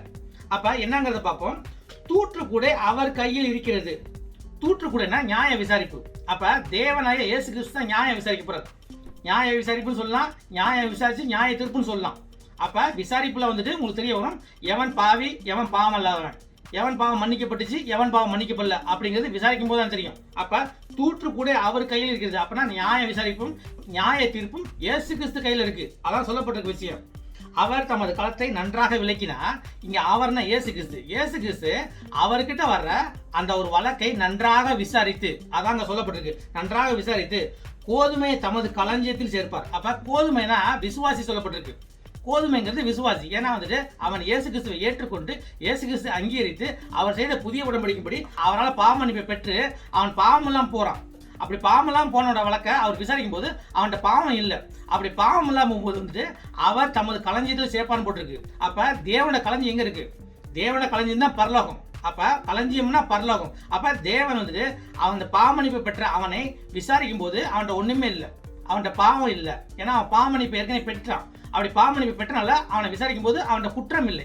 அப்படி குற்றம் இல்லாதனால அந்த விசுவாசியத்தான் கோதுமைன்னு சொல்லப்பட்டிருக்க விஷயம். அப்ப அந்த கோதுமையை தனது களஞ்சியத்தில் சேர்ப்பாருன்னா, களஞ்சியம் எதை சொல்லப்பட்டிருக்குன்னா தேவன ராஜ்யத்தை தான் களஞ்சியம் சொல்லப்பட்டிருக்கு. பரலோகம் தான் களஞ்சியம். அப்ப தமது களஞ்சியத்தில் சேர்ப்பாருன்னா அந்த மாதிரி பாவமன்னிப்பு பெற்ற விசுவாசியை பரலோகத்துக்கு கொண்டு போவார். இதாங்க சொல்லப்பட்டிருக்க விஷயம். அடுத்து பதரையோ அவியாத அக்னியில் சுட்டரிப்பார். அப்ப பதரா இருக்கிறத பார்த்தீங்கன்னா அவன் பாவமன்னிப்பு பெறல, இயேசுக்கு செய்த காரியத்தை அங்கீகரிக்கல, புதிய உடன்படிக்கைப்படி இயேசு கிறிஸ்து விசுவாசிக்கல, நம்பல, அவர் செய்த காரியத்து மேல விசுவாசம் வைக்கல, அவர்கிட்ட பாவமன்னிப்பு கேட்கல. அப்படி பாவமன்னிப்பு கேட்காம இருக்கும்போது உன் பாவங்கள் மன்னிக்கப்படல. அப்படி பாவங்கள் மன்னிக்கப்படாமல் இருக்கும்போது உன்னோட வழக்கு அவர்கிட்ட போகும்போது அவர் விசாரிக்கும் போது உன் பாவங்கள் மன்னிக்கப்படாது தெரிய வரும். அப்படி தெரிய வரும்போது உனக்கு நீ எவ்வளவு பாவம் பண்ணியோ அதுக்கேற்ற மாதிரி கரெக்டா விசாரிச்சு உனக்கு ஏற்ற தண்டனை கொடுப்பாரு. அந்த தண்டனை தான் அவியாத அக்னியில் சுட்டரிக்கிறது. அப்ப அந்த அவியாத அக்னினா அங்க நரகத்தை சொல்லப்பட்டிருக்க விஷயம். அப்ப அந்த பதர் தான் அவிவிசுவாசிக்கு சொல்லப்பட்டிருக்க விஷயம். அவிவிசுவாசினா இயேசு கிறிஸ்து விசுவாசிக்கல, தன்னை பாவி என்று உணரல, இயேசு கிறிஸ்து செய்த காரியத்தை அங்கீகரிக்கல, இயேசு கிறிஸ்து பண்ண அந்த புதிய உடன்படிக்கைப்படி இயேசு கிறிஸ்து பாவ மன்னிப்பு கேட்கல. அதே சமயத்தில் வந்து பார்த்தீங்கன்னா இயேசு கிறிஸ்து அங்கீகரிக்கவும் இல்லை, தன் பாவத்தை உணரவும் இல்லை. அப்படி இருக்கவன் தான் தன் பாவத்தோடே இருக்கிறான். அப்படி அவன் பாவங்கள் மன்னிக்கப்படாதனால அவனை விசாரிக்கப்படும் போது அவனுக்கு தண்டனை கொடுக்கப்பட்டு அவனுக்கு நியாயத்திற்கு வழங்கப்பட்டு அவனை நரகத்தில் போடப்படும். நரகம் தான் அவியாத அக்கினி. அப்ப பலர்னு சொல்லப்பட்டா அவிவிசுவாசிக்கும், கோதுமைன்னு சொல்லப்பட்டா விசுவாசிக்கும். அப்ப கோதுமை எடுத்துக்கிட்டா இயேசு கிறிஸ்துவை விசுவாசித்தவன், இயேசு கிறிஸ்துவை அங்கீகரித்தவன், பாவ மன்னிப்புக்கு தேவன இரக்கத்தையும் கிருபையும் நம்பி இருந்தவன், தேவனால் தான் பாவத்தை மன்னிக்க முடியும் என்று உணர்ந்திருந்தவன், தேவன்கிட்ட பாவ மன்னிப்பை பெற்றவன், புதிய உடன்படிக்கைப்படி பாவ மன்னிப்பை பெற்றவன், இந்த மாதிரி எல்லாம் சொல்லலாம். இவனைத்தான் சபைன்னு சொல்லப்பட்டிருக்கு, இவனைத்தான் மனவாட்டின்னு சொல்லப்பட்டிருக்கு, இவன் தான் கிறிஸ்துவன், இவன் தான் வந்து விசுவாசி. இதாங்க சொல்லப்பட்டிருக்க விஷயம். அப்படி இருக்கும்போது இவனுக்கு தான் ரகசிய வருகை, இவனுக்கு தான் பரிசுத்தாவி, இவனுக்கு தான் வந்துட்டு மறுரூபமாக்கப்படுறது, இவனுக்கு தான் சொர்க்கம், இவனுக்கு தான் பரலோகம், இவனுக்கு தான் நித்திய வாழ்வு, இவனுக்கு தான் முடிவுல வாழ்வு. ஸோ எல்லாமே இந்த பக்கம் அவனா கோதுமைன்னு சொல்லப்பட்டிருக்கு. இந்த பக்கம் பதர்னு பார்த்தீங்கன்னா அவிவிசுவாசி, தன்னை பாவி என்று உணரல, தன் பாவத்தை உணரல, அது பரிசேயன் மாதிரி.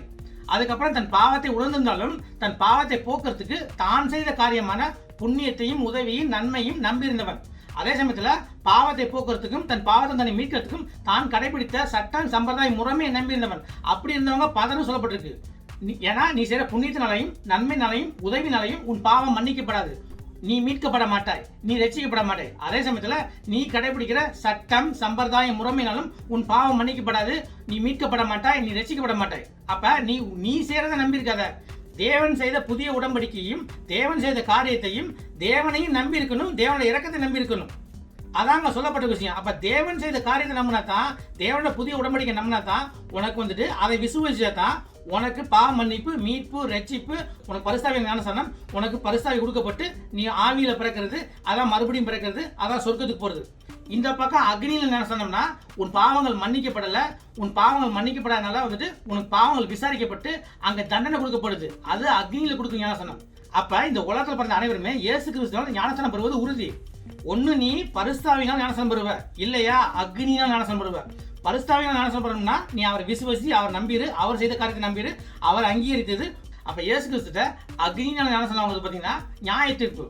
இப்ப ஏற்கனவே பைபிள் படிக்கிறவங்களுக்கு ஒரு சந்தேகம் வரும். அப்போஸ்தலர் பணி அதிகாரம் 2 வசனம் 3 அதுல என்ன போட்டிருக்குன்னா, அல்லாமலும் அக்னிமயமான நாவுகள் போல பிரிந்திருக்கும் நாவுகள் அவர்கள் மேல் காணப்பட்டு அவர்கள் ஒவ்வொரு மேலும் வந்து அமர்ந்தது. அப்ப இங்க அக்னி வடிவில் உள்ள ஒரு நாவை பத்தி சொல்லப்பட்ட விஷயம். இங்க அக்னி வடிவில் ஒரு நாவு இருக்கே, இவன் அக்னி ஞானஸ்நானம் கொடுக்கறத பத்தி பாத்தீங்கன்னா இங்க நியாய தீர்ப்புன்னு சொல்லியிருக்கானே அப்படின்னு சொல்லி நீங்க நினைப்பீங்க. இதுக்கு உண்டான விளக்கத்தை நம்ம அடுத்த கிளாஸ்ல பார்க்க போறோம். தயவு செஞ்சு கொஞ்சம் பொறுமையா இருங்க, சரிங்களா? இப்ப மீதி இருக்க வசனத்தை பார்ப்போம். வேறு அநேக புத்திமதிகளையும் அவன் ஜனங்களுக்கு சொல்லி பிரசங்கித்தான். காற்பங்கு தேசாதிபதியாகிய ஏரோது தன் சகோதரனான பிலிப்புவின் மனைவி ஏரோதியாளின் நிமித்தமாகவும் தான் செய்த மற்ற பொல்லாங்குகளின் நிமித்தமாகவும் யோவானாலே கடிந்து கொள்ளப்பட்ட போது, இப்ப யோவான் பரிசுத்தாவியில் நிறைந்ததுனால அவர் யார் தப்புனாலும் அவர் பயப்படாம வெளிப்படையா சொல்றாரு. இப்ப ஏரோது மன்னன் தன் சகோதரனாகிய பிலிப்போட மனைவியோட கள்ள உறவு வச்சிருந்தார். ஏரோது மன்னன் சரி, இவர் வெளிப்படையாக போய் பகிரங்கமா வெளியரங்கமா இவர் வந்துட்டு நீ பண்ண தவறு அப்படின்னு சொல்லிட்டு அவர் சொல்றாரு. அப்படி சொல்லும் போது அவர் சிறையில் அடைக்கப்படுறார். அப்படி சிறையில் அடைக்கப்படும் போது அவர் எப்படி சிறைத்தேதம் பண்ணப்படும் சொல்லி நீங்க பைபிள் படிக்கும் போது உங்களுக்கு தெரியும், சரிங்களா? இப்ப இதே வசனத்தை மத்தையும் சொல்லியிருக்காரு. அவர் அங்க என்ன சொல்லியிருக்காருன்னு பார்ப்போம். இப்ப எல்லாம் மத்தையும் அதிகாரம் 3 வசனம் 1 இருந்தே பார்ப்போம். அந்நாட்களில் யோவான் ஸ்நானன் யூதேயாவின் வனாந்திரத்தில் வந்து மனம் திரும்புங்கள், பரலோக ராஜ்யம் சமீபத்திருக்கிறது என்று பிரசங்கம் பண்ணினான். இப்ப அந்நாட்டில் சொல்லி இவர் ஆரம்பிக்கிறாரு. யோவான் வந்துட்டு பிரசங்கம் பண்றாரு. எப்படி பிரசங்கம் பண்றாருன்னா, மனம் திரும்புங்கள், விண்ணரசு அருகில் உள்ள சொல்லி பிரசங்கம் பண்றாரு. ஏன் அப்படி பண்றாருன்னா, இன்னைக்கு இந்த வாழ்க்கையில எல்லாருமே வந்துட்டு இன்னைக்கு படுத்து தூங்கணும்னா நாளைக்கு உயிரிழந்திருப்போமா அப்படிங்கிறது நிச்சயமில்லாத வாழ்க்கை. அப்ப நீங்க எல்லாம் இன்னைக்கே மனம் திரும்புங்க. அதான் அவர் சொல்றாரு, மனம் திரும்புங்கள், விண்ணரசு அருகில் உள்ளது. அப்ப நிச்சயமில்லாத வாழ்க்கையில வாழ்றோம். மனம் திரும்புறது சாவறதுக்கு முன்னாடி மனம் திரும்பணும். அப்படி மனம் திரும்பி தேவனா இயேசு கிறிஸ்து மீட்பராக ஏற்றுக்கொள்ளணும் உன் பாவத்துக்கு அப்படிங்கிறத தள்ளி போடக்கூடாது. ஏன்னா நம்ம நாளைக்கு உயிரிழப்போமாங்கிறது சந்தேகம். அந்த மாதிரி இந்த விஷயத்தை தள்ளிப்படக்கூடாது. ஏன்னா இது ரொம்ப முக்கியமான விஷயம், உன் ஆத்மாவுக்கு நித்திய ஜீவனை கொடுக்கக்கூடிய விஷயம். அப்படிங்கிற விஷயத்தை நீ தள்ளிப்படக்கூடாது. அதுக்கு வந்து தாமதிக்க கூடாது.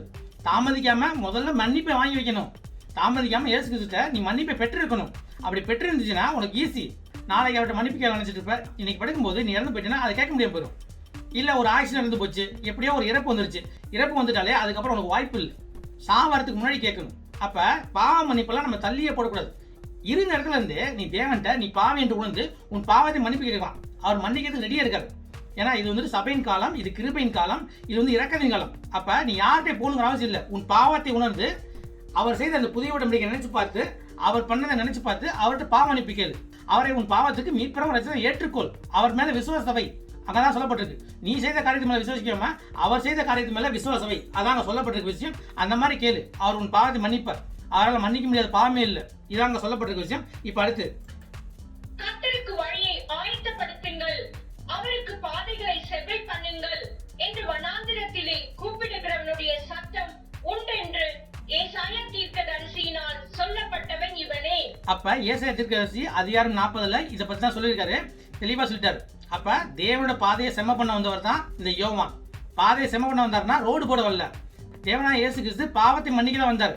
அப்ப மக்கள்லாம் வந்துட்டு தன்னை பாவி என்று எண்ணி தன் பாவத்தை உணர்ந்து தேவனோட இரக்கத்தையும் கிருபையும் தேவனோட தேவையும் அறிஞ்சிருக்கணும். அதை சொல்லி கொடுக்கறதுக்கு தான் யோவான் வந்திருக்காரு. அப்ப யோவான் மக்களுக்கு அதை சொல்லி மக்களை அந்த மாதிரி தயார் நிலையில் வைக்கும்போது தேவன் வரும்போது இவங்க பாவ மன்னிப்பை பெற்றுக்கொள்ளலாம். அதான் பாதையை செம்ம பண்ண வந்தது. அதுக்கு உண்டான அர்த்தம் இதுதான். சரிங்களா? இவர் ஒன்றும் ரோடு போட வரல. இப்ப அடுத்து, இந்த யோவான் ஒட்டகமயிர் உடையை தரித்து தன் அறையில் வார்க்கச்சையை கட்டிக்கொண்டிருந்தான். வெட்டு கிளியும் காட்டுத்தேனும் அவனுக்கு ஆகாரமாயிருந்தது. இப்ப இங்க மத்தேயு தெளிவா சொல்லியிருக்காரு, யோவான் ஒட்டக முடியினால ஒரு ஆடையை செஞ்சு போட்டிருந்தாரு. அதே சமயத்துல அவருக்கு சாப்பாடா வெட்டுக்கிளியும் தேனும் தான் இருந்துச்சு அப்படி சொல்லியிருக்காரு. அப்ப ஒரு விஷயத்தை பத்தி 4 பேர் எழுதிருக்காங்கன்னா அதை 4ஐயும் படிக்கணும். அப்படி 4ஐயும் படிக்கும் போது ஒவ்வொருத்தரும் ஒவ்வொரு இடத்துல அதிகமான விளக்கத்தை கொடுத்துருப்பாங்க. அப்ப நம்ம நிறைய விஷயங்கள் தெரிஞ்சுக்க முடியும். இப்ப இந்த விளக்கத்தை மத்தேயு கொடுத்திருக்காரு, இந்த ஒரு அதிகமான செய்தியை மத்தேயு கொடுத்திருக்காரு. இதை நம்ம தெரிஞ்சுக்கலாம். அப்ப எல்லாத்தையும் படிக்கிறது ஒரு முக்கியம்.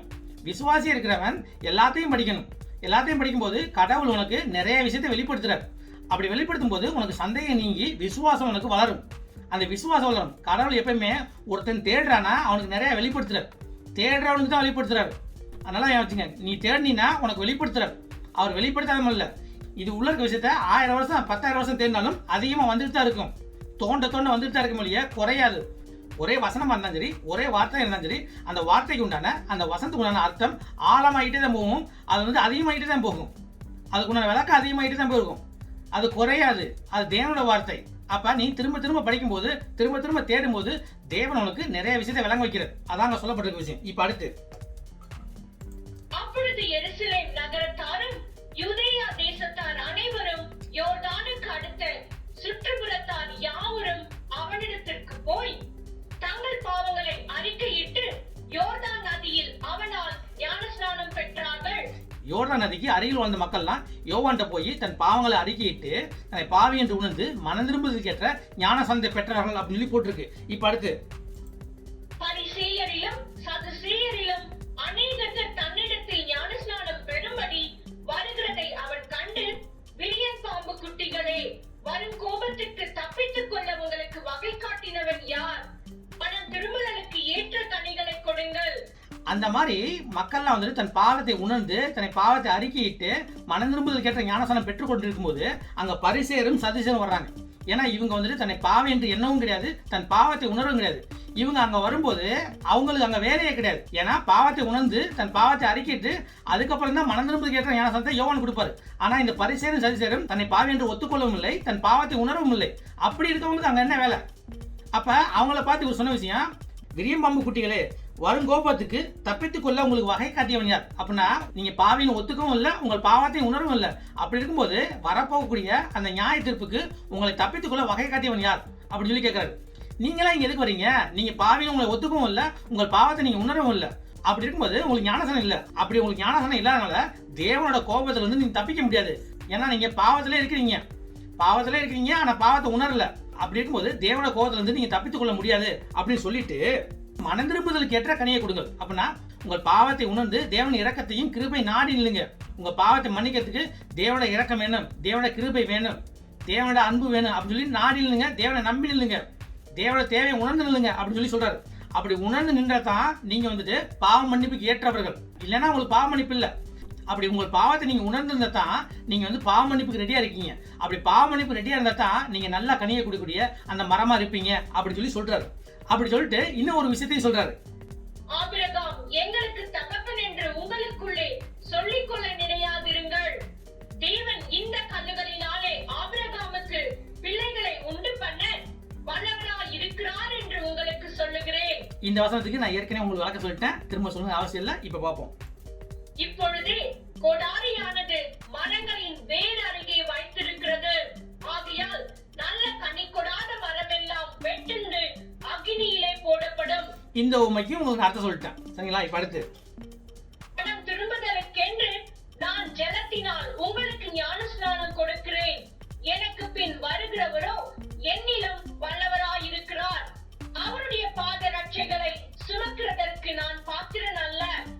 அவர் பரிசுத்த ஆவியினாலும் அக்னியினாலும் உங்களுக்கு ஞானஸ்நானம் கொடுப்பார். இப்ப அவர்தான் உங்களுக்கு பரிசுத்த ஆவியினாலும் அக்னியினாலும் ஞானஸ்நானம் கொடுப்பார்.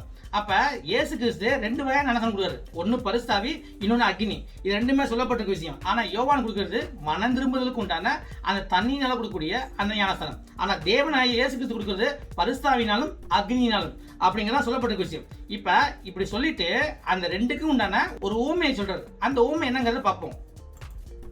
தூற்றுக்குடை அவர் கையில் இருக்கிறது. அவர் தமது களத்தை நன்றாய் விலக்கி கோதுமையை தமது களஞ்சியத்தில் சேர்ப்பார். பதரையோ அவியாத அக்னியினால் சுட்டெரிப்பார் என்றான். இந்த ஒரு ஓமையை வச்சுதான் தேவன் கொடுக்கிற ஞானஸ்நானமான பரிசுத்தாவி, அக்னி இது ரெண்டுக்குள்ள ஒரு வித்தியாசத்தை விளக்குறார். அப்ப என்னங்கறத பார்ப்போம். தூற்றுக்குடை அவர் கையில் இருக்கிறது. தூற்றுக்குடைனா நியாய விசாரிப்பு. அப்ப தேவனாய இயேசு கிறிஸ்து தான் நியாயம் விசாரிக்க போறார். நியாய விசாரிப்புன்னு சொல்லலாம், நியாயம் விசாரிச்சு நியாய தீர்ப்புன்னு சொல்லலாம். அப்ப விசாரிப்புல வந்துட்டு உங்களுக்கு தெரிய வரும் எவன் பாவி, எவன் பாவம் இல்லாதவன், எவன் பாவம் மன்னிக்கப்பட்டுச்சு, எவன் பாவம் மன்னிக்கப்படல அப்படிங்கிறது விசாரிக்கும் போது தான் தெரியும். அப்ப தூற்றுக்குடை அவர் கையில் இருக்கிறது. அப்பனா நியாய விசாரிப்பும் நியாய தீர்ப்பும் இயேசு கிறிஸ்து கையில் இருக்கு. அதான் சொல்லப்பட்ட விஷயம். அவர் தமது களத்தை நன்றாக விளக்கினா, இங்க அவர்னா இயேசு கிறிஸ்து. இயேசு கிறிஸ்து அவர்கிட்ட வர்ற அந்த ஒரு வழக்கை நன்றாக விசாரித்து, அதாங்க சொல்லப்பட்டிருக்கு, நன்றாக விசாரித்து கோதுமையை தமது களஞ்சியத்தில் சேர்ப்பார். அப்ப கோதுமைனா விசுவாசி சொல்லப்பட்டிருக்கு.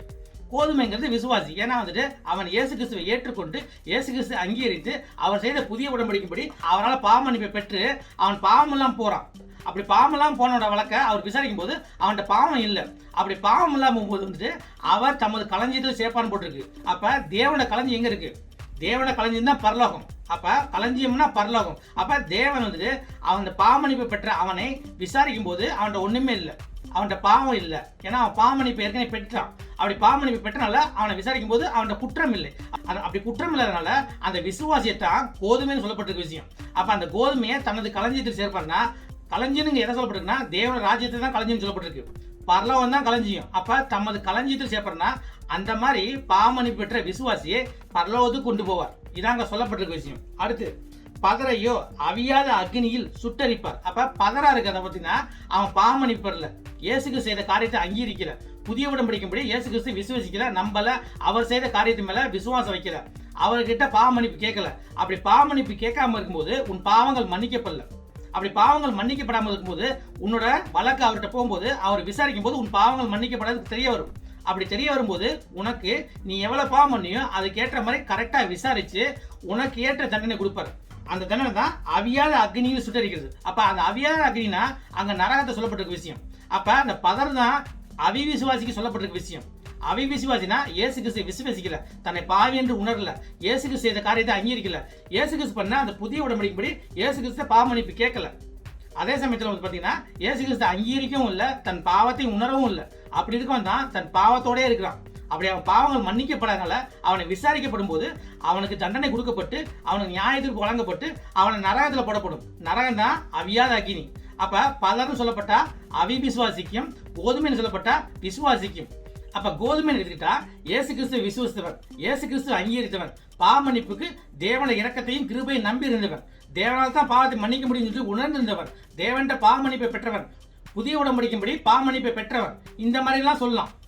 இவனை தான் சபைன்னு சொல்லப்பட்டிருக்கு, இவனை தான் மனவாட்டின்னு சொல்லப்பட்டிருக்கு, இவன் தான் கிறிஸ்துவன், இவன் தான் வந்து விசுவாசி. இதாங்க சொல்லப்பட்டிருக்க விஷயம். அப்படி இருக்கும்போது இவனுக்கு தான் ரகசிய வருகை, இவனுக்கு தான் பரிசுத்த ஆவி, இவனுக்கு தான் வந்துட்டு மறுரூபமாக்கப்படுறது, இவனுக்கு தான் சொர்க்கம், இவனுக்கு தான் பரலோகம், இவனுக்கு தான் நித்திய வாழ்வு, இவனுக்கு தான் முடிவுல வாழ்வு. ஸோ எல்லாமே இந்த பக்கம் அவனா கோதுமைன்னு சொல்லப்பட்டிருக்கு.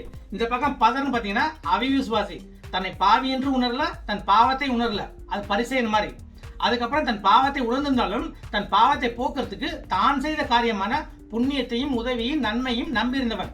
அதே சமயத்துல பாவத்தை போக்குறதுக்கும் தன் பாவத்தை தன்னை மீட்கிறதுக்கும் தான் கடைபிடித்த சட்டம் சம்பிரதாய முறைமையை நம்பியிருந்தவன். அப்படி இருந்தவங்க பதர்னு சொல்லப்பட்டிருக்கு. ஏன்னா நீ செய்யற புண்ணியத்தினாலையும் நன்மையினாலையும் உதவினாலையும் உன் பாவம் மன்னிக்கப்படாது, நீ மீட்கப்பட மாட்டாய், நீ ரட்சிக்கப்பட மாட்டாய். அதே சமயத்துல நீ கடைபிடிக்கிற சட்டம் சம்பிரதாய முறைமையினாலும் உன் பாவம் மன்னிக்கப்படாது, நீ மீட்கப்பட மாட்டாய், நீ ரட்சிக்கப்பட மாட்டாய். அப்ப நீ செய்யறத நம்பி இருக்காத, தேவன் செய்த புதிய உடன்படிக்கையும் தேவன் செய்த காரியத்தையும் தேவனையும் நம்பி இருக்கணும், தேவனுடைய இரக்கத்தை நம்பி இருக்கணும். அதாங்க சொல்லப்பட்ட விஷயம். அப்ப தேவன் செய்த காரியத்தை நம்பினா தான், தேவனோட புதிய உடன்படிக்கை நம்பினா தான் உனக்கு வந்துட்டு அதை விசுவசிச்சா தான் உனக்கு பாவ மன்னிப்பு, மீட்பு, ரட்சிப்பு, உனக்கு பரிசுத்தாவின் ஞானஸ்நானம், உனக்கு பரிசுத்தாவி கொடுக்கப்பட்டு நீ ஆவியில பிறக்கிறது, அதான் மறுபடியும் பிறக்கிறது, அதான் சொர்க்கத்துக்கு போறது. இந்த பக்கம் அக்னியில ஞானஸ்நானம்னா உன் பாவங்கள் மன்னிக்கப்படல, உன் பாவங்கள் மன்னிக்கப்படாதனால வந்துட்டு உனக்கு பாவங்கள் விசாரிக்கப்பட்டு அங்க தண்டனை கொடுக்கப்படுது. அது அக்னியில கொடுக்கும் ஞானஸ்நானம்.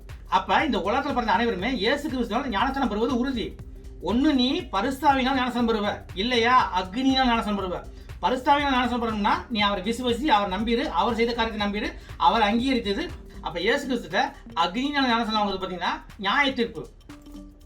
அப்பொழுது யோவானால் ஞானஸ்நானம் பெறுவதற்கு இயேசு கலிலேயாவை விட்டு யோர்தானுக்கு அருகே அவனிடத்தில் வந்தார். அந்த மாதிரி யோர்தான் நதிகள்ல யோவான் மனதிற்கு ஏற்ற ஞானஸ்நானம் கொடுத்துட்டு இருக்காரு. ஆனா இயேசு கிறிஸ்து யோவான்ட்ட ஞானஸ்நானம் பெற வராரு. இயேசு கிறிஸ்து யோவான்ட்ட ஞானஸ்நானம் பெறதுக்கு ஒரே ஒரு காரணம் தான், ஏன்னா அவர் வந்துட்டு இஸ்ரவேலுக்கு வெளிப்படணும். அவர் பாவிங்கிறதுனாலையும் அவர் மனதிரும்புறதுக்காண்டியே ஞானஸ்நானம் பெற வரல. யோவான் அவருக்கு தடை செய்து, நான் உம்மாலே ஞானஸ்நானம் பெற வேண்டியதா இருக்க நீர் என்னிடத்தில் வரலாமா என்றான். இப்ப யோவானுக்கு தெரியும் நம்ம வந்துட்டு பாவத்தை மன்னிக்க முடியாது, அதே சமயத்துல பரிசுத்தாவியும் கொடுக்க முடியாது, அது தேவனாய இயேசு கிறிஸ்து தான் கொடுக்க முடியும். அப்படிங்கும்போது யோவான் பயந்து போய், நான் வந்துட்டு உங்கள்ட்ட ஞானஸ்நானம் எடுக்கணும், நீங்க எதுக்கு என்கிட்ட வரீங்க அப்படின்னு சொல்லி கேட்கிறாரு. அப்ப யோவானுக்கு தெளிவா தெரியும், அப்ப யோவான் தெரியும் எந்த மனுஷனும் பாவத்தை மன்னிக்க முடியாது, தேவன் தான் பாவத்தை மன்னிக்க முடியும். நாம கடைபிடிக்கிற சட்டம், சம்பிரதாயம், முறைமை எதுவுமே பாவத்தை மன்னிக்காது. நாம செய்யற புண்ணியம், உதவி, நன்மைகள் எதுவுமே பாவத்தை மன்னிக்காது. அது யோவானுக்கு தெரியும், அது மனுஷனால முடியாத காரியம். பாவத்தை மன்னிக்கணும்னா தேவனால முடியக்கூடிய காரியம். அப்ப யோவான் மனுஷன் பயந்து போய் பரிசுத்தாவியை பெற்றுக்கொள்ளணும்னா, நான் ரட்சிக்கப்படணும்னா, நான் மீட்கப்படணும்னா அது உங்க உதவி தேவைப்படுது, நான் உங்கள்கிட்ட வரணும், நீங்க என்கிட்ட வரலாமா அப்படின்னு கேட்கிறாரு. அப்ப நம்ம ஒவ்வொரு மனுஷனும் நினைச்சிருக்கணும், நம்ம ஒவ்வொரு கிறிஸ்துவும் நினைக்கணும், பாவ மன்னிப்புக்கும் ரட்சிப்புக்கும் மீட்புக்கும் தேவன்கிட்ட தான் போகணும். முக்கியமா தேவன் செய்த அந்த புதிய உடன்படிக்கை நினைச்சு பார்த்து, அவர் செய்த காரியத்தை நினைச்சு பார்த்து தேவனா இயேசு கிறிஸ்து தான் கேட்கணும். அவர் தான் கொடுக்க முடியும், ஏன்னா அவர் தான் பரிசுத்தாவியால் ஞானஸ்நானம் கொடுக்கிறவர். அப்ப பரிசுத்தாவியை பெற்றுக்கொள்ளணும்னா தேவன்கிட்ட தான் போகணும், மனுஷன்கிட்ட போக கூடாது. முறைமை கொடுக்கப்பட்டது தேவன் நமக்கு செய்த அந்த காரியத்தையே நினைவுபடுத்துறதுக்கு மட்டும்தான். அதை நம்ம நினைச்சு பார்க்கறதுக்கு, தேவன் செய்த காரியத்தை நம்ம நினைச்சு பார்க்கறதுக்கு, அதை நினைவு ஊட்டுறதுக்கு தான் முறைமை கொடுக்கப்பட்டிருக்கு. முறைமை உன் பாவத்தை மன்னிக்காது. உன் பாவம் உனக்கு மன்னிக்கப்படணும்னா நீ பாவத்தை உணர்ந்து தேவனா இயேசு கிறிஸ்து போ, ஏன்னா அவர் தான் இந்த உலகத்தின் பாவத்தையே சுமந்து தீர்த்தவர். அப்படின்னா உன் பாவத்தையும் அவர் தான் சுமந்து தீர்த்திருக்காரு. அப்ப அவர்கிட்ட தான் போய் நீ பாவம் மன்னிப்பு கேட்கணும். அதாங்க சொல்லப்பட்ட விஷயம். எந்த மனுஷனும் உன் பாவத்தை மன்னிக்க மாட்டான். மனுஷன் பாவ மன்னிப்பு கேட்கறது நிப்பாட்டு, மனுஷன் பரிசுத்தாவியை கேட்கறது நிப்பாட்டு, தேவன் நேரா போ. தேவன் உனக்காக வெயிட் பண்ணிட்டு தான் இருக்காரு. சரிங்களா? இப்ப பாருங்க அடுத்து. இயேசு அவனுக்கு பிரதியுத்தரமாக, இப்பொழுது இடம் கொடு, இப்படி எல்லா நீதியையும் நிறைவேற்றுவது நமக்கு ஏற்றதா இருக்கிறது என்றார். இப்ப இயேசு கிறிஸ்து சொன்ன வார்த்தை பாத்தீங்கன்னா நமக்கு ஏற்றதா இருக்கிறது. இப்ப யோவானை பார்த்து இயேசு கிறிஸ்து சொல்றாரு, யோவானாய உனக்கு நிறைய தீர்க்கதரிசனம் சொல்லப்பட்டிருக்கு. தந்தை உன்னை வந்துட்டு ஒரு சில காரியத்துக்கு உன்னை நியமிச்சிருக்காரு. அதே மாதிரி தான் தந்தை இயேசுவா என்னையும் ஒரு சில காரியத்துக்கு நியமித்திருக்காரு. என்னை பத்தி நிறைய தீர்க்கதரிசனம் சொல்லப்பட்டிருக்கு. அதை நிறைவேற்றுவது தான் உனக்கு எனக்கு நீதி உள்ளதா இருக்கு, அதான் நியாயமா இருக்கு. அப்ப அந்த மாதிரிலாம் நடக்கும்னா எனக்கு இப்ப ஞானஸ்நானம் நீ கொடுக்க வேண்டியிருக்கு. அப்ப நீ ஞானஸ்நானம் கொடு அப்படின்னு சொல்லி சொல்றாரு. அப்படி சொல்லும் போது யோவானுக்கு அது புரிய வருது. அப்ப வேத வசனங்கள் நிறைவேறணும். அப்படி வேத வசனங்களும் தீர்க்கதரிசனம் நிறைவேற்றுவதுதான் நியாயமானது, நீதியானது அப்படின்னு புரிஞ்சுக்கிட்டு அதுக்கப்புறம் தான் யோவான் ஞானஸ்நானம் இயேசு கிறிஸ்துக்கு ஞானஸ்நானம் கொடுக்கிறார். இப்ப பாருங்க. அப்பொழுது அவருக்கு இடம் கொடுத்தான். சோ அப்பதான் யோவான் வந்துட்டு இடம் கொடுக்கிறார். இப்ப அடுத்து இயேசு ஞானஸ்நானம் பெற்று ஜலத்திலிருந்து கரையேறின உடனே இதோ வானம் அவருக்கு திறக்கப்பட்டது, தேவ ஆவி புறாவை போல இறங்கி தம்மில் வருகிறதை கண்டார். இப்ப இயேசு கிறிஸ்து ஞானஸ்நானம் எடுத்துட்டு கரைக்கு வரும்போது வானம் திறக்கப்பட்டு பரிசுத்தாவி புறா வடிவில் வந்து அவர் மேல வந்து இறங்குது. இதை பார்க்கிறார் யாரு? யோவான் ஞானஸ்நானம் பார்த்து அப்பதான் வந்து அவர் கன்ஃபார்ம் பண்றாரு, இவர் தான் மெஸ்ஸியா, இவர் தான் கிறிஸ்து, இவர் தான் தெரிந்து கொள்ளப்பட்டவர், இவர் தான் தேவாட்டுக்குட்டி அப்படின்னு சொல்லி கன்ஃபார்ம் பண்றாரு. இதை கன்ஃபார்ம் பண்ணி யூத மக்களுக்கு வந்துட்டு அவர் சாட்சி கொடுக்கிறார், இவர் தான் தேவகுமாரன், இவர் தான் தேவாட்டுக்குட்டி அப்படின்னு சொல்லி இவர் வந்துட்டு யூத மக்களுக்கு சாட்சி கொடுக்க ஆரம்பிக்கிறார். இப்ப அடுத்து அன்றியும் வானத்திலிருந்து ஒரு சத்தம் உண்டாகி, இவர் என்னுடைய நேசகுமாரன், இவரில் பிரியமாய் இருக்கிறேன் என்று உரைத்தது. இப்ப அந்த மாதிரி இயேசு கிறிஸ்து மேல அந்த பரிசுத்தாவி இறங்கினோடனே வானத்துல இருந்து ஒரு சத்தம் உண்டாகுது. அப்ப சத்தம் என்ன சொல்லுதுன்னா, இவர் வந்துட்டு என்னோட நேசகுமாரன். அப்ப இவர் நேசகுமாரன்னா யாரோ சொல்லியிருக்கணும், தந்தை தான் சொல்றாரு. தந்தை தான் மகனை பார்த்து இவன் என்ன நேசகுமாரன் சொல்ல முடியும். வேற யாரும் சொல்ல முடியாது. அப்ப தந்தை தன் மகனை பார்த்து இவர் என் நேசகுமாரன் அப்படின்னு சொல்லிட்டு இவரில் பிரியமாயிருக்கிறேன். அப்ப தந்தை வந்துட்டு மகன் மேல பிரியமா இருக்கிறார். ஏன்னா தந்தையோட எண்ணத்தையும் திட்டத்தையும் செயலையும் சித்தத்தையும் செஞ்சு முடிச்சு போனவர் தான் இயேசு கிறிஸ்து. அதுல கொஞ்சம் கூட அவர் குறைய வைக்கல. தந்தை என்ன நினைத்தாரோ, தந்தையோட திட்டம் என்னவோ, தந்தையோட எண்ணம் என்னவோ, தந்தையோட சித்தம் என்னவோ அனைத்தையுமே சரியாக இந்த பூமியில செய்து முடிச்சு போனவர் தான் இயேசு கிறிஸ்து. அதனால தான் தந்தை சொல்றாரு இவரில் பிரியமாய் இருக்கிறேன் என்றார். அப்ப இயேசு கிறிஸ்துவ பத்தியும் பழைய ஏற்பாட்டுல ஏசாயா தீர்க்கதரிசி அதிகாரம் 42 இவரை பத்தி இந்த தீர்க்கதரிசனம் சொல்லியிருக்காரு. அப்ப எங்க யோவானை பத்தி தீர்க்கதரிசனம் சொல்லப்பட்டிருக்கோ அதே இடத்துல இயேசு கிறிஸ்துவ பத்தியும் தீர்க்கதரிசனம் சொல்லப்பட்டிருக்கு. அதெல்லாம் நீங்க போய் படிச்சு பார்க்கும்போது உங்களுக்கு மனசு சந்தோஷமா இருக்கும். இப்ப போன நம்ம என்ன பார்க்க போறோம்னா ஏசாயா அதிகாரம் 48 அங்க இயேசு கிறிஸ்துவ பத்தி ஏசாயா இயேசு கிறிஸ்து பிறக்கிறதுக்கு 700 வருஷத்துக்கு முன்னாடியே என்ன சொல்லியிருக்காரு அப்படிங்கறத பார்க்க போறோம். இப்ப எல்லாரும் ஏசாயா அதிகாரம் 42 எடுத்துங்க. இதோ நான் ஆதரிக்கிற என் தாசன், நான் தெரிந்து கொண்டவரும் என் ஆத்துமாவுக்கு பிரியமானவரும் இவரே. என் ஆவியை அவர் மேல் அமர பண்ணினேன். அவர் புற ஜாதிகளுக்கு நியாயத்தை வெளிப்படுத்துவார். இது நான் ஆதரிக்கிற என் தாசன் அப்படின்னா இங்க இயேசு கிறிஸ்து சொல்லப்பட்டிருக்கு. இங்க நான் தந்தை, நான் தெரிந்து கொண்டவரும், தெரிந்து கொண்டவர்னா chosen one, அவர் தான் இயேசு கிறிஸ்து, அவர் தான் மெசியா, அவர் தான் கிறிஸ்து. சரிங்களா? என் ஆத்மாவுக்கு பிரியமானவர் இவரே. மத்தேயுல பார்த்தோம் தேவனாய தந்தை தன் மகனை பார்த்து இவரில் நான் பிரியமா இருக்கேன்னு சொன்னாரு. ஏசாயால என்ன சொல்லப்பட்டிருக்குன்னா என் ஆத்மாவுக்கு பிரியமானவர் இவரே. அப்ப அங்க சொல்லப்பட்டதும் இங்க சொல்லப்பட்டதும் சேம் தான். என் ஆவி அவர் மேல் அமரும் அப்படின்னா தேவனோட ஆவி இயேசு கிறிஸ்து மேல அமரும். அப்ப அங்கேயும் பார்த்தோம் புறாவடிவுல தேவன் ஆவியை வந்துட்டு இயேசு கிறிஸ்து மேல அமர வச்சிருக்கிறது பார்த்தோம். அவர் புறஜாதிகளுக்கு நியாயத்தை வெளிப்படுத்துவார். அப்ப நமக்கெல்லாம் எப்படி நியாயம் கிடைக்குது? நம்மலாம் புறஜாதினா யூதனாலதான் அனைத்து வம்சமுமே அனைத்து நாட்டு மக்களுமே புறஜாதிகள். அப்ப நம்மலாம் புறஜாதி. அப்ப நமக்கு எப்படி நியாயம் வெளிப்படுது? நமக்கு எப்படி நீதி வெளிப்படுது? இயேசுக்கு செய்த அந்த புதிய உடன்படிக்கை மூலம் தான் நியாயமும் நீதியும் இந்த உலகத்துக்கே வெளிப்படுது. அப்ப இங்க என்ன போட்டிருக்கு? அவர் புறஜாதிகளுக்கு நியாயத்தை வெளிப்படுத்துவார். அப்ப இயேசு கிறிஸ்து மூலமா தான் புறஜாதிகளுக்கு நியாயமும் நீதியும் மீட்பும் ரட்சிப்பும் பாவமன்னிப்பு இருக்கு. அதாங்க சொல்லப்பட்டிருக்க விஷயம். இப்ப அடுத்து அவர் கூக்குரல் இடவும் மாட்டார், தம்முடைய சத்தத்தை உயர்த்தவும் அதை வீதியிலே கேட்க பண்ணவும் மாட்டார். தன்னையே பழிப்பொருளாகவும் காணிக்கையாகவும் ஒப்படைக்கும் போது அவர் எந்த விதமான ஒரு மறுப்பும் சொல்லல. மனப்பூர்வமா நம்ம பாவத்துக்குள்ள தண்டனையை அவர் ஏத்துக்கிட்டார். ஏன்னா அந்த அளவுக்கு நம்ம மேல வந்துட்டு ஒரு அன்பு வச்சிருந்தாரு, நம்ம மேல வந்து இரக்கம் காட்டுறாரு. தேவன் அந்த அளவுக்கு இரக்கமானவர், அந்த அளவுக்கு அன்பானவர். அதாங்க சொல்லப்பட்டிருக்க விஷயம். அவர் நெறிந்த நாணலை முறியாமலும் மங்கி எரிகிற திரியை அணையாமலும் நியாயத்தை உண்மையாக வெளிப்படுத்துவார். அவர் நியாயத்தை பூமியிலே நிலைப்படுத்தும் மட்டும் இலக்கரிப்பதும் இல்லை, பதறுவதும் இல்லை. அவருடைய வேதத்துக்கு தீவுகள் காத்திருக்கும். அப்ப இந்த பூமியில நியாயம் வழங்கணும்னா தேவனால தான் முடியும். தேவன் ஒருத்தர் தான் இந்த பூமிக்கு நியாயத்தையும் ரட்சிப்பையும் எல்லாத்தையும் கொண்டு வர போறாரு. அதாங்க சொல்லப்பட்டிருக்க விஷயம். இப்ப அடுத்து வானங்களை சிருஷ்டித்து அவைகளை விரித்து பூமியையும் அதிலே உற்பத்தி ஆகிறவைகளையும் பரப்பினவரும் அதில் இருக்கிற ஜனத்துக்கு சுவாசத்தையும் அதில் நடமாடுகிறவர்களுக்கு ஆவியையும் கொடுக்கிறவருமான கர்த்தராகிய தேவன் சொல்லுகிறதாவது, நீர் குருடருடைய கண்களை திறக்கவும். இங்க நீர் குருடருடைய கண்களை திறக்கவும். அப்ப இயேசு கிறிஸ்து நிறைய புதுமைகளை பண்ணாரு. அதுல ஒரு புதுமை தான் குருடன கண்ணை திறக்கிறது. அவர் இந்த உலகத்துல புதுமை பண்ணும்போது நிறைய வாட்டி குருடர கண்ணை திறந்திருக்காரு. அந்த தீர்க்க தரிசனம் எப்படி நிறைவேறிருக்கு பாருங்க. இப்ப அடுத்து கட்டுண்டவர்களை காவலில் இருந்தும் இருளில் இருக்கிறவர்களை சிறை சாலையில் இருந்தும் விடுவிக்கவும். இங்க என்ன சொல்லப்பட்டிருக்குன்னா இந்த உலகமே பாவத்துக்கு அடிமையா இருக்கு, பாவத்துல கட்டப்பட்டிருக்கு. இப்ப நம்ம எல்லாம் பாவத்துல கட்டுண்டு இருக்கோம், பாவத்துக்கு அடிமையா இருக்கோம், பாவத்தினால நியாய தீர்ப்புக்கு நம்ம உண்டாயிருக்கோம். ஆனா அதுல இருந்து விடுவிக்க தான் இயேசு கிறிஸ்து வந்தார் அப்படிங்கிறது சொல்லப்பட்டிருக்க விஷயம். கர்த்தராகிய நான் நீதியின் படி உம்மை அழைத்து உம்முடைய கையை பிடித்து உம்மை தற்காத்து உம்மை ஜனத்திற்கு உடன்படிக்கையாம் ஜாதிகளுக்கு ஒளியாக்கவும் வைக்கிறேன். கர்த்தராகிய நான் நீதியின்படி உண்மை அழைத்து. அப்ப நீதியின்படி தான் உன்னை அழைத்துனா தேவனா இயேசு கிறிஸ்து இந்த பூமியில வாழும்போது நீதியோட வாழ்றாரு, எல்லா சத்தியத்தையும் கடைபிடிக்கிறார். அதாங்க சொல்லப்பட்டிருக்க விஷயம். உண்மை ஜனத்திற்கு உடன்படிக்கையாகவும். அப்ப இயேசு கிறிஸ்துவையே உடன்படிக்கையா கொடுக்கிறாரு. அப்ப இயேசு கிறிஸ்து தான் புதிய உடன்படிக்கை. இயேசு கிறிஸ்து ரத்தனால புதிய உடன்படிக்கை பண்றாரு. அப்ப இயேசு கிறிஸ்து தான் புதிய உடன்படிக்கை. அவர் தான் பாவமெல்லாம் வந்து ஒரு பரிபூர்ண பழிப்பொருளாக நமக்கு வந்துட்டு வர்றாரு.